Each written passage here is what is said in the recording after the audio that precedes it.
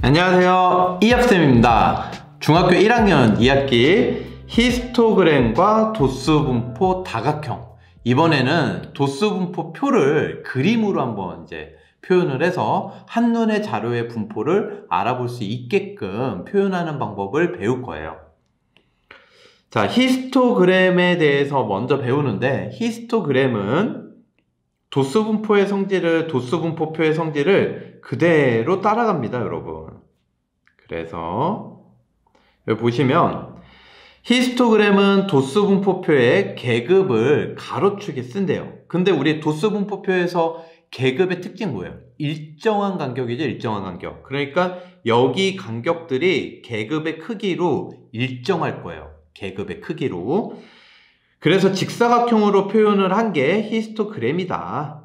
내용은 여기에서 중요한 건 별로 없고요. 그런데 여기 쓴 숫자들은 도수분포표에서 이상 미만이었던 거 기억하시죠, 여러분? 왼쪽이 이상, 오른쪽이 미만이 되겠죠. 자, 그래서 이런 식으로 되고 히스토그램에서 넓이를 물어보는 문제가 간혹 나오거든요. 이 넓이는 여러분 어차피 계급의 크기 곱하기 도수잖아요. 계급의 크기 곱하기 도수잖아요. 그러니까 가로 곱하기 세로, 가로 곱하기 세로인데 가로가 늘 똑같단 말이에요. 그럼 가로로 묶어버리면 도수들의 총합에다가 계급의 크기만 곱하면 저 사각형들의 총 넓이가 나와요. 아시겠죠? 요거 밑줄 쳐놓으시고요. 현관펜으로. 매우 중요한 사실이죠. 자, 그래서 요렇게 예시를 드러놨네요. 여기 보시면 물결 표시가 있는데 0부터 70 사이가 좀 뜨니까 다 그릴 수는 없으니까 여기 70부터 시작하는 녀석은 앞에 물결 표시로 생략해줬다 이 얘기예요. 그래서 70부터 80까지 여기 도수 3명. 선생님 여기가 이만큼이 10인데 이게 3이에요? 여기에서는 그 간격을 무시하고 그리는 거예요, 여러분. 한눈에 보이게 하려고. 어쨌든 여긴 10, 여긴 3 이렇게 되는 거죠. 그래서 이 사각형들의 넓이들의 총합하면 10 곱하기 3, 10 곱하기 8, 10 곱하기 얘는 4 이렇게 구해도 되지만 10 곱하기 15 하면 끝난다. 아시겠죠? 자, 그러면 히스토그램은 여기까지고 이제 도수분포 다각형은요. 히스토그램을 먼저 그릴 수 있어야 돼요. 여기 양옆에 계급이 하나씩 더 있다라고 생각하고 계급 값, 즉 계급 사이의 중간에 있는 점 있죠, 여러분? 여기를 점을 찍어서 연결한 히스토그램에서 사각형을 없애고 요렇게 연결한 도형이 바로 도수분포 다각형이라고 부릅니다. 히스토그램에서 도수분포 다각형을 그릴 수 있는 거죠.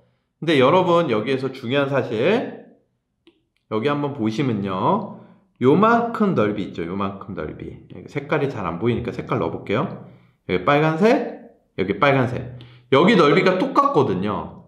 그러니까 이 도수분포 다각형의 넓이라는 건 얘하고 얘가 넓이가 똑같아. 그런데 또 여기도 똑같죠. 여기랑 여기가 똑같죠.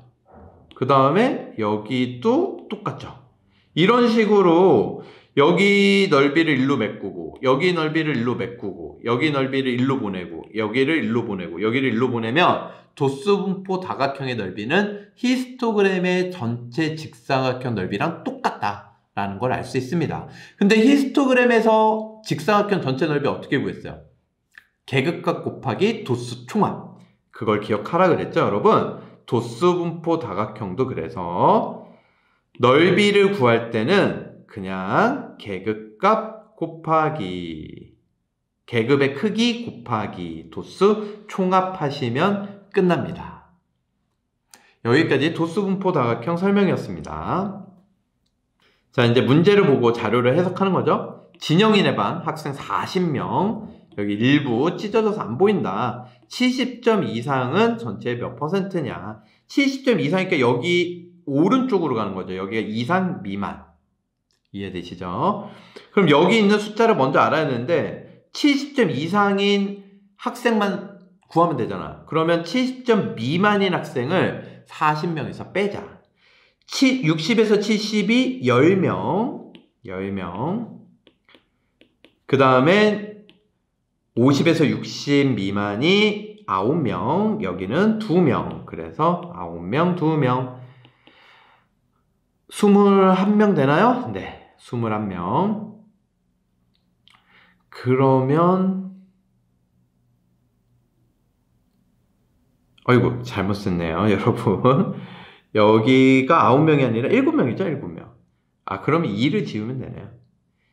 그래서 10명, 7명, 2명 더해서 19명이 의미하는 건 70점 미만이죠. 그럼 70점 이상인 학생은 40명에서 19명을 뺀 거니까 21명 되겠습니다. 얘네가 몇 퍼센트냐? 그러면 40분의 21 곱하기 100 해주시면 되겠죠, 여러분? 0이 하나 없어지고 2로 나누면 이렇게 되니까 얘는 2분의 105%, 52.5인가요, 여러분?